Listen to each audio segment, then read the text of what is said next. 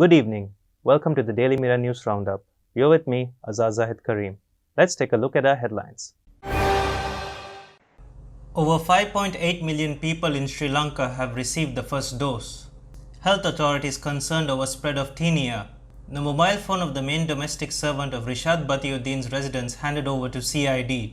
Solar power plant from India to Deavana Lake. Sajid warns of protest in several constituencies from today.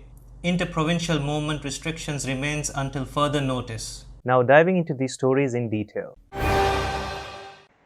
The epidemiology unit of the Health Ministry stated that more than 5.8 million persons above 30 years in the country have been vaccinated with the first dose of the COVID-19 vaccines, while 1.6 million persons have been vaccinated with the second dose as at Monday. Statistics also show that more than 80% of the population in the Gampa, Colombo and Kalutara districts each had received the first dose, while 77% of the population above 30 years in the Manad district has received the first dose. Health authorities expressed concern about a skin disease spreading in several areas, including the North Central province. Dr. Hema Virakun of the Anuradhapura Teaching Hospital said the disease, identified as tinea, caused by a fungus, was spreading fast.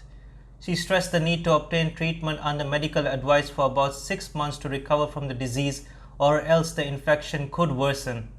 Police have taken over the mobile phone of the main domestic servant of former Minister Rishad Batiuddin's residence, where the 16-year-old girl died while working as a domestic aide for further investigations. Police spokesperson SDIG Ajit Rohana stated that the mobile phone was handed over to the CID to get a detailed report of the deleted data and information. Power Minister Dallas Alap Peruma stated that while changing the direction of the power sector, attention was drawn to installing a floating solar system on the Deavana Lake to generate power for the parliament. The first phase of the first floating solar power plant is planned to be built in Deavana with the assistance of a loan from the Government of India. Leader of the opposition Sajid Premadasa has warned that the SJB would from today begin to hold protests in the constituencies of all MPs who voted against the no-confidence motion on Minister Udaya Gamanpilla yesterday. Speaking to journalists during a protest organized by his party in Divulapitiya, Premadasa said the Samagi Jana Balavegia was able to uncover who was sensitive to the people's needs and who was not through this motion. Army Commander General Shavendra Silva stated that the inter-provincial movement restrictions will remain in place until further notice. He said no decision was taken yet to ease the movement for normal services between provinces.